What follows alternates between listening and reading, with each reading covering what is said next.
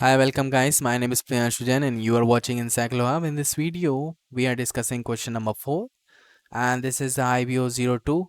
And before starting, I want to share something. We are providing all the solutions related to any course, any type of questions.